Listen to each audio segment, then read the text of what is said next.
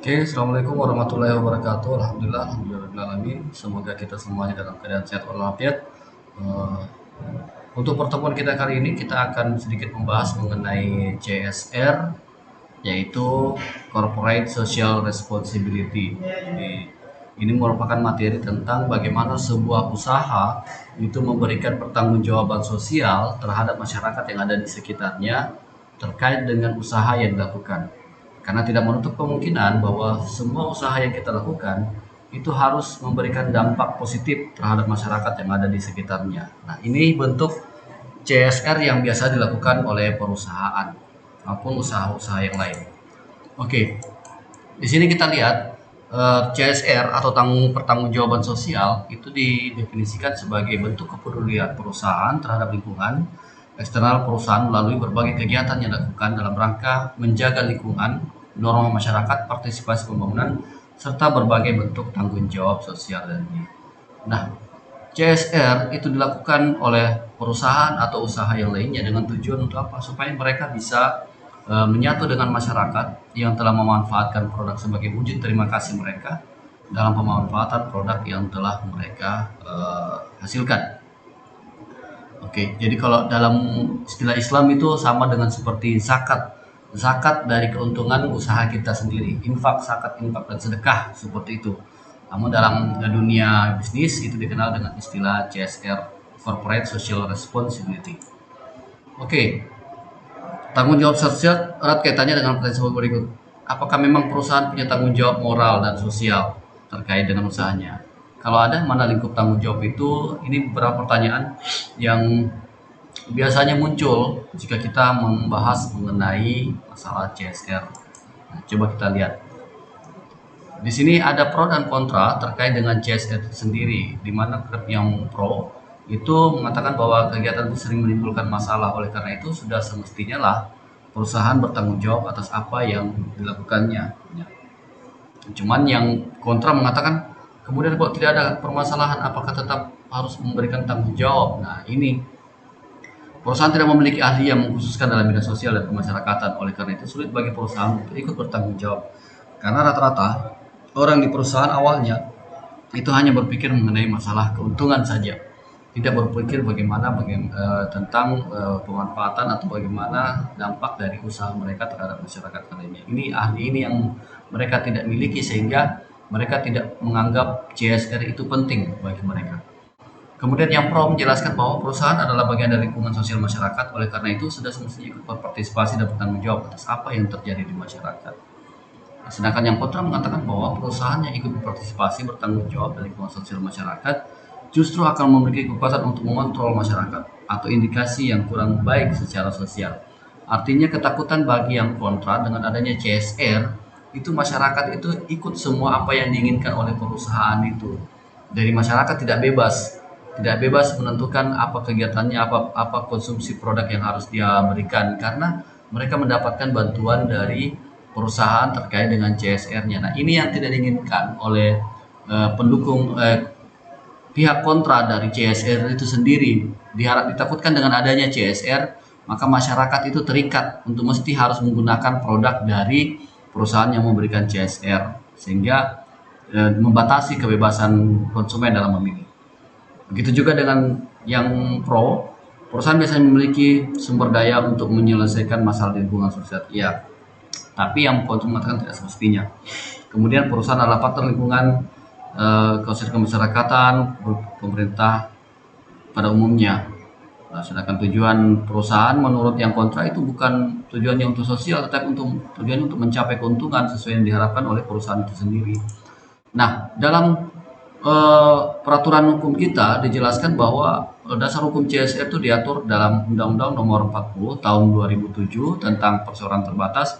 Di situ ada terselip aturan tentang peraturan pemerintah Nomor 47 Tahun 2012 tentang tanggung jawab sosial dan lingkungan perseroan terbatas.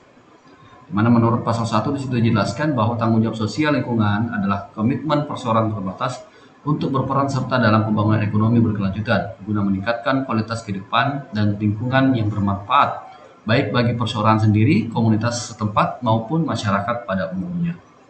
Oke.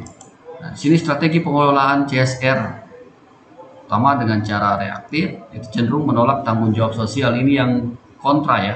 Kemudian akomodatif yang pro, yang melakukan tanggung jawab sosial untuk menghindari tekanan dari masyarakat. Kemudian rendah dan tingginya tingkat tanggung jawab sosial itu tergantung dari kecenderungan. Jika rendah, maka cenderung perusahaan itu akan membela diri dengan menghindari tanggung jawab sosial. Artinya keuntungan yang diperoleh pendapat masyarakat terhadap menu rendah maka terkesan untuk dihindari. Jika tinggi, maka akan membuat perusahaan itu semakin produktif dan mengambil inisiatif dalam tanggung jawab sosial, membentuk model industri yang bertanggung jawab sosial. Oke. Kemudian strategi pengolahan tanggung jawab sosial perusahaan, ada beberapa strategi. Yang pertama strategi reaktif, yaitu kegiatan bisnis yang dilakukan secara reaktif dalam tanggung jawab sosial, menolak atau menghindarkan diri dari tanggung jawab sosial. Itu reaktif, itu menolak, kontra ya. Kemudian definitif, tanggung jawab sosial dilakukan oleh perusahaan terkait dengan penggunaan pendekatan legal atau jalur hukum untuk menghindarkan dari atau menolakkan tanggung jawab sosial. Mereka menggunakan jalur hukum untuk tidak memberikan tanggung jawab sosial. Strategi akomodatif, ini merupakan strategi tanggung jawab sosial yang dijalankan perusahaan dikarenakan adanya tuntutan dari masyarakat karena di sekitar akan hal tersebut. Kemudian yang proaktif, perusahaan memandang bahwa tanggung jawab sosial adalah bagian tanggung jawab memuaskan stakeholdernya. Ini merupakan sikap-sikap dari berbagai macam perusahaan terhadap CSR itu sendiri. Ada yang aktif, ada yang proaktif, ada yang reaktif dan akomodatif. Nah, kemudian terkait dengan tanggung jawab perusahaan ada berbagai manfaat yang dilambangkan oleh perusahaan. Yang pertama, manfaat bagi perusahaan itu sendiri, kemudian manfaat bagi masyarakat, serta manfaat bagi pemerintah. Jadi ini manfaat dari CSR yang dilakukan oleh perusahaan. Kemudian syarat bagi tanggung jawab atau CSR itu sendiri ada beberapa persyaratan. Pertama, tindakan itu dijalankan oleh pribadi yang rasional, bebas dari tekanan, ancaman, paksaan ataupun apapun namanya. Orang yang melakukan tindakan tertentu memang melakukan tindakan itu. Oke. Nah, ini beberapa status perusahaan yang akan melakukan tanggung jawab sosial, baik itu melalui legal reactor maupun legal reaction sendiri. Kemudian tanggung jawab sosial, di sini beberapa anggapan terhadap tanggung jawab sosial itu sendiri, dan ini merupakan lingkup tanggung jawab sosial, merupakan keterlibatan perusahaan dalam lingkungan kegiatan sosial yang berguna bagi kepentingan masyarakat luas dengan keuntungan ekonomis. Argumen yang menentang perlunya keterlibatan perubahan sosial, di mana tujuan utama bisnis adalah untuk keuntungan sebesarnya, ini yang paling sering dijadikan alasan oleh perusahaan untuk tidak menjalankan tanggung jawab sosialnya.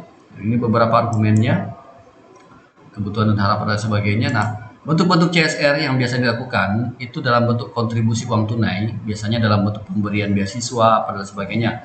Kemudian dana bantuan sosial dalam bentuk bantuan bencana alam dan lain sebagainya. Iklan gratis dengan mengikutkan masyarakat di dalamnya. Kemudian publisitas, sponsor, promosi, keahlian teknis, dan kerja sukarela. Dan tren-tren yang paling sering dilakukan dalam memberikan CSR itu tujuannya adalah untuk melakukan perubahan sosial, menimbulkan kesadaran sosial terhadap bagaimana pentingnya memanfaatkan produk yang dihasilkan oleh perusahaan itu sendiri.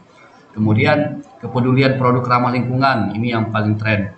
Kemudian penetapan pinjaman bank untuk usaha yang ramah lingkungan, indeks saham, CSR, membuat kepercayaan baru dengan mendorong atau mengubah ekspektasi para investor terhadap keputusan menjual dan membeli saham perusahaan. Kemudian jangka pendeknya memang menjadi biaya jangka panjang. Jadi dalam setiap perusahaan itu harus memberikan menyisahkan anggaran mengikut sebagai keuntungan untuk memberikan manfaat bagi masyarakat yang ada di sekitarnya. Tujuannya adalah apa? Untuk lebih membuat perusahaan itu lebih eksis di masyarakat. Karena tanpa adanya kegiatan CSR, maka cenderung masyarakat yang ada di sekitarnya itu tidak respon terhadap perusahaan tersebut. Bahkan mereka tidak mendukung dalam hal keberhasilan perusahaan itu apabila masyarakat di sekitarnya itu tidak mendapatkan keuntungan dari keberadaan perusahaan itu dalam bentuk CSR. Nah, ini mungkin yang harus kita perhatikan bersama. Nah, untuk tugas kali ini saya berharap teman-teman memberikan contoh-contoh satu perusahaan kemudian menjelaskan CSR-nya seperti apa. Terima kasih. Assalamualaikum warahmatullahi wabarakatuh.